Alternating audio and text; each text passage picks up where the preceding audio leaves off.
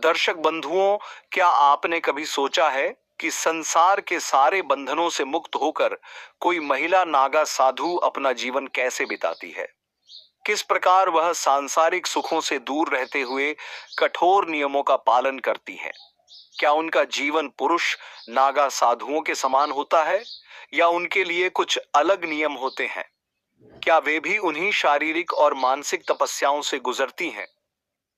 दोस्तों, यह कहानी सिर्फ एक साधना की नहीं है, बल्कि यह त्याग, तपस्या और आध्यात्मिक शक्ति से भरी एक रहस्यमयी यात्रा है। इस सफर में कई अनसुलझे रहस्य छिपे हुए हैं।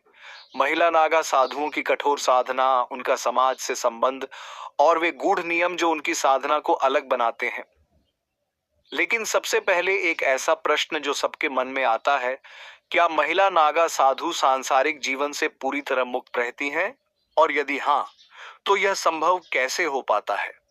आइए इस गूढ़ यात्रा में प्रवेश करें और इन प्रश्नों के उत्तर खोजें। एक महिला नागा साधु बनने की प्रक्रिया अत्यंत कठिन होती है। यह केवल एक साधारण संन्यास नहीं, बल्कि एक गहन आत्मसमर्पण और कठोर तपस्या का मार्ग है। जो भी महिला नागा साधु बनना चाहती है, उसे सबसे पहले अपने सांसारिक जीवन का पूरी तरह त्याग करना पड़ता है।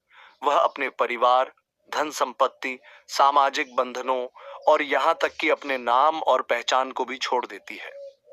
भारत में कई प्रमुख अखाड़े हैं, जैसे कि जूना अखाड़ा, महानिर्वाणी अखाड़ा, अटल अखाड़ा, जहां महिला नागा साधुओं को दीक्षा दी जाती है। लेकिन यह प्रवेश आसान नहीं होता। इच्छुक साध्वी को पहले एक सामान्य सन्यासिनी के रूप में वर्षों तक सेवा करनी होती है। महिला नागा साधु बनने की सबसे महत्वपूर्ण शर्त पूर्ण ब्रह्मचर्य है। इसका अर्थ है कि उन्हें किसी भी प्रकार के भौतिक और शारीरिक आकर्षण से पूरी तरह दूर रहना होता है। वे न केवल सांसारिक सुखों का त्याग करती हैं, बल्कि अपने विचारों और इच्छाओं पर भी पूर्ण नियंत्रण रखना सीखती हैं। जब कोई महिला 12 वर्षों की कठिन साधना और ब्रह्मचर्य के नियमों को सफलतापूर्वक पूरा कर लेती है, तब उसे महानिर्वाणी प्रक्रिया से गुजरना पड़ता है।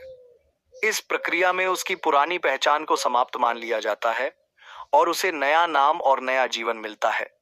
अब वह एक पूर्ण नागा साध्वी बन जाती है।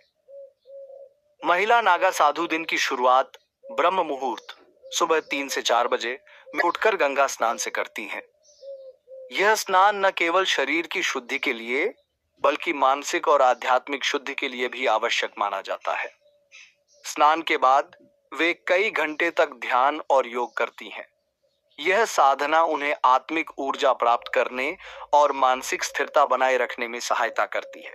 नागा साधु आमतौर पर किसी भी प्रकार की संपत्ति नहीं रखते, इसलिए वे भिक्षाटन द्वारा अपना भोजन प्राप्त करते हैं। महिला नागा साधु भी इस परंपरा का पालन करती हैं, लेकिन वे अक्सर किसी विशिष्ट मठ या अखाड़े में सामूहिक रूप से भोजन ग्रहण करती हैं। दिन का अधिकांश समय तपस्या और मंत्र जाप में व्यतीत होता है। यह साधना वर्षों तक चलती है और साध्वी को मानसिक रूप से अत्यधिक शक्तिशाली बना देती है। क्या महिला नागा साधु निर्वस्त्र रहती हैं? यह एक बहुत ही विवादास्पद और जिज्ञासापूर्ण प्रश्न है। पुरुष नागा साधु अक्सर निर्वस्त्र रहते हैं, क्योंकि यह उनके संन्यास और भौतिकता से मुक्त होने का प्रतीक है। लेकिन महिला नागा साधु के लिए नियम थोड़े अलग होते हैं। वे हमेशा गेरुआ या सफेद वस्त्र धारण करती हैं।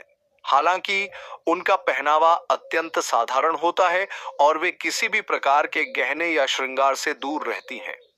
यह भी एक महत्वपूर्ण प्रश्न है कि मासिक धर्म के दौरान महिला नागा साधु का जीवन कैसे प्रभावित होता है। साध्वी इस अवधि में किसी भी विशेष छूट की अपेक्षा नहीं करती। उनके लिए यह केवल शरीर का एक स्वाभाविक चक्र है, जिसे वे आत्मा से अलग मानती हैं। वे अपनी साधना और नियमों को जारी रखती हैं और इस दौरान भी ध्यान और तपस्या करती रहती हैं। क्या वे कुंभ मेले में भाग लेती हैं? हाँ, महिला नागा साधु कुंभ मेले में भाग लेती हैं, लेकिन उनकी संख्या बहुत कम होती है। वे प्रमुख अखाड़ों के साथ शाही स्नान करती हैं, लेकिन आम जनता के सामने बहुत कम दिखाई देती हैं। क्या महिला नागा साधु शारीरिक संबंध बना सकती हैं? नहीं। नागा साधुओं के लिए पूर्ण ब्रह्मचर्य का पालन अत्यंत अनिवार्य होता है। यदि कोई नागा साधु, चाहे पुरुष हो या महिला, इस नियम का उल्लंघन करता है तो उसे तुरंत अखाड़े से बाहर निकाल दिया जाता है। क्या उनके पास रहस्यमयी शक्तियां होती हैं? ऐसा कहा जाता है कि कुछ नागा साधु अत्यधिक कठोर साधना के कारण आध्यात्मिक शक्तियां प्राप्त कर लेते हैं। वे ध्यान और योग के माध्यम से अपने शरीर और मन पर ऐसा नियंत्रण पा लेते हैं कि वे अलौकिक ऊर्जा के माध्यम से चमत्कार करने में सक्षम हो जाते हैं। महिला नागा साधु बनना सिर्फ एक साधारण निर्णय नहीं है, बल्कि यह आध्यात्मिकता, तपस्या, अनुशासन और पूर्ण वैराग्य का जीवन है। यह एक ऐसी यात्रा है जिसमें सांसारिक सुखों का त्याग किया जाता है और हर क्षण को ईश्वर और आत्मज्ञान को समर्पित कर दिया जाता है। नागा साधु समुदाय सदियों से अपनी गूढ़ परंपराओं और कठोर नियमों के कारण रहस्यमयी बना हुआ है। महिला नागा साधुओं की संख्या कम होने के बावजूद वे भी इस महान परंपरा का हिस्सा बनकर आध्यात्मिक ज्ञान का प्रसार कर रही हैं। दर्शक बंधुओं, इस कहानी से हमें कई सीख मिलती है। नंबर 1, त्याग और समर्पण का वास्तविक अर्थ। नागा साध्वी बनने की यात्रा हमें यह सिखाती है कि त्याग केवल भौतिक वस्तुओं का नहीं, बल्कि मानसिक और आत्मिक स्तर पर भी होता है। जब हम किसी महान उद्देश्य के लिए पूर्ण समर्पण करते हैं तो हमें अपने अहंकार, इच्छाओं और मोह माया को छोड़ना पड़ता है। नंबर 2, आत्मसंयम और अनुशासन से जीवन में सफलता।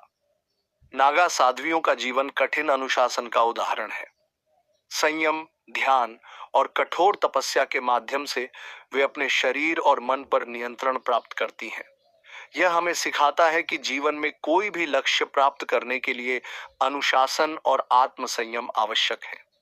नंबर 3, इच्छाओं पर विजय ही सच्ची स्वतंत्रता है। सांसारिक जीवन में हम अक्सर भौतिक सुखों के पीछे भागते हैं, लेकिन नागा साध्वियों का जीवन यह दिखाता है कि सच्ची स्वतंत्रता इच्छाओं पर विजय प्राप्त करके ही मिलती है। जब हम अपनी इच्छाओं के दास बन जाते हैं तो हम असल में बंधन में होते हैं, लेकिन जब हम इच्छाओं को नियंत्रित कर लेते हैं तो हमें असली मुक्ति का अनुभव होता है। नंबर 4, आंतरिक शांति और आत्मज्ञान का महत्व। नागा साध्वियों की साधना और तपस्या केवल शरीर की परीक्षा नहीं है, बल्कि आत्मज्ञान प्राप्त करने की यात्रा भी है। यह हमें सिखाता है कि सच्चा सुख बाहरी चीजों में नहीं, बल्कि हमारे भीतर है। जब हम स्वयं को पहचानते हैं, तभी हम वास्तविक शांति प्राप्त कर सकते हैं। नंबर 5, जीवन में कठिनाइयां आती हैं, लेकिन धैर्य से सब संभव है। नागा साध्वी बनने की प्रक्रिया कठिन और कष्टदायक होती है, लेकिन जो स्त्रियां इसे सहन कर पाती हैं, वे अपने धैर्य, साहस और आत्मबल से एक नए जीवन की शुरुआत करती हैं।